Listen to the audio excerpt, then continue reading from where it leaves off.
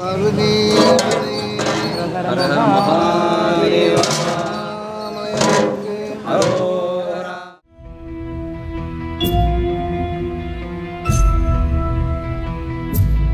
ॐ देवानां च ऋषीणां च गुरुं काञ्चन सन्निभं बुद्धिभूतं त्रिलोकेशं तं नमामि बृहस्पतिम्.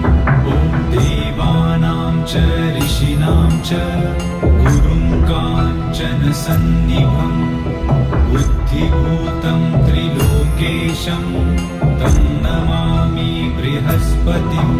ॐ देवानां च ऋषीणां च गुरुं काञ्चन सन्निभं बुद्धिभूतं त्रिलोकेशं तं नमामि बृहस्पतिम्.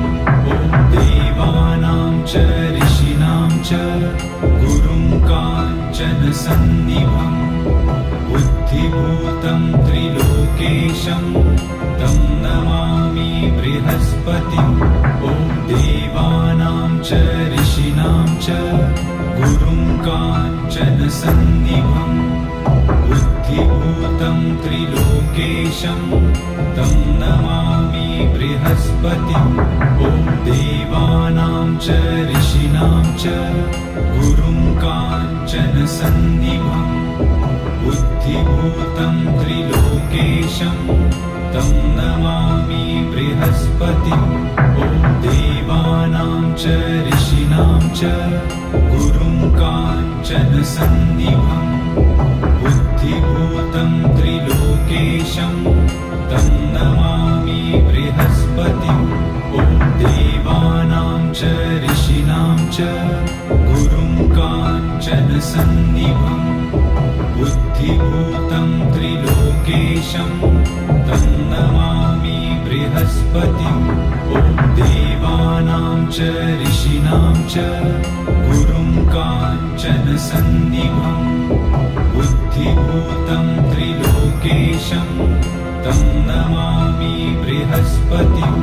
ॐ देवानां च ऋषीणां च गुरुं काञ्चन सन्निभं बुद्धिभूतं त्रिलोकेशं तं नमामि बृहस्पतिम्. ॐ देवानां च ऋषीणां च गुरुं काञ्चन सन्निभं बुद्धिभूतं त्रिलोकेशं तं नमामि बृहस्पतिम्. ॐ देवानां च ऋषीणां च गुरुं काञ्चन सन्निभं बुद्धिभूतं त्रिलोकेशं तं नमामि बृहस्पतिम्.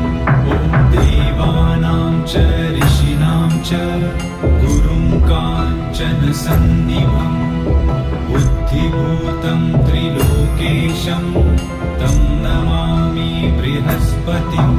ॐ देवानां च ऋषीणां च गुरुं काञ्चन सन्निभं बुद्धिभूतं त्रिलोकेशं तं नमामि बृहस्पतिम्. ॐ देवानां च ऋषीणां च गुरुं काञ्चन सन्निभं बुद्धिभूतं त्रिलोकेशं तं नमामि बृहस्पतिम्. ॐ देवानां च ऋषीणां च गुरुं काञ्चन सन्निभं बुद्धिभूतं त्रिलोकेशं तं नमामि बृहस्पतिम्. ॐ देवानां च ऋषीणां च गुरुं काञ्चन सन्निभं बुद्धिभूतं त्रिलोकेशं तं नमामि बृहस्पतिम्. ॐ देवानां च ऋषीणां च गुरुं काञ्चन सन्निभं